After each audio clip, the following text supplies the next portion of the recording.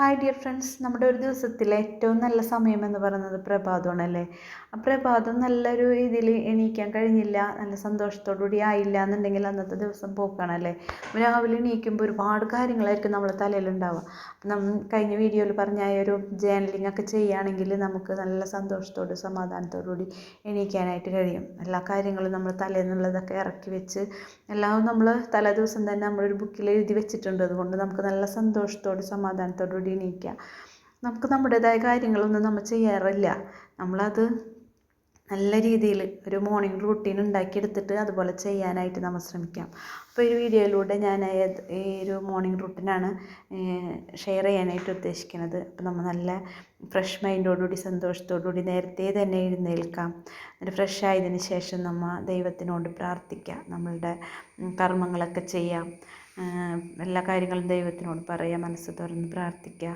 നമ്മുടെ വേദഗ്രന്ഥങ്ങളൊക്കെ ഓതുന്നുണ്ടെങ്കിൽ അതൊക്കെ ചെയ്യാം.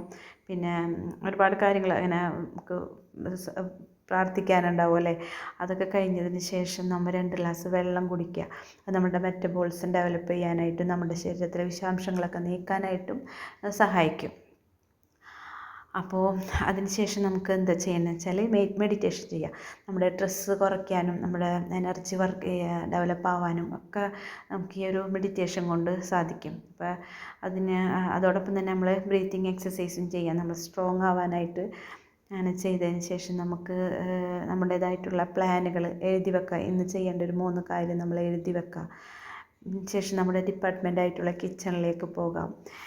കിച്ചണൊക്കെ നല്ല വൃത്തിയിൽ നമ്മൾ തലേ ദിവസം തന്നെ വൃത്തിയിലാക്കി വെച്ചിട്ടുണ്ടാവും. അപ്പോൾ നമ്മൾ കിച്ചണിലേക്ക് ചെല്ലുമ്പോൾ തന്നെ നമുക്കൊരു എനർജി ആയിരിക്കും അല്ലേ.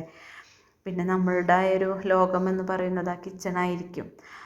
അപ്പോൾ എല്ലാവർക്കും വേണ്ട ഭക്ഷണങ്ങളൊക്കെ ഉണ്ടാക്കുക, നല്ലൊരു സമാധാനത്തിൽ സന്തോഷത്തോടു കൂടി നമുക്ക് ഉണ്ടാക്കി കണ്ട് സെർവ് ചെയ്യാനായിട്ട് ശ്രമിക്കുക. അതുപോലെ തന്നെ അവർക്ക് കൊടുക്കുന്നതിനേക്കാളും ഇമ്പോർട്ടൻസ് കൊടുക്കാം നമ്മൾ കഴിക്കാനായിട്ട്. എല്ലാവർക്കും ഭക്ഷണങ്ങൾ ഉണ്ടാക്കി കൊടുക്കും, എല്ലാ കാര്യങ്ങളും നമ്മൾ ചെയ്യും. പക്ഷെ നമ്മുടെ കാര്യങ്ങൾ നമ്മൾ പുറകോട്ടിടാണ് ചെയ്യുക. പക്ഷെ അങ്ങനെയല്ല വേണ്ടത്. നമ്മളുടെ കാര്യം ആദ്യം നോക്കുക, എന്നാലല്ലേ നമുക്ക് മറ്റുള്ളവരുടെ കാര്യം നല്ല ആരോഗ്യത്തോടു കൂടി നോക്കാൻ പറ്റുള്ളൂ. അപ്പോൾ എല്ലാവരും ഇതുപോലെ ചെയ്യാനായിട്ട് ശ്രമിച്ചു കഴിഞ്ഞാൽ നമ്മളുടെ ഒരു ദിവസം നല്ല സന്തോഷകരമാക്കാൻ കഴിയും.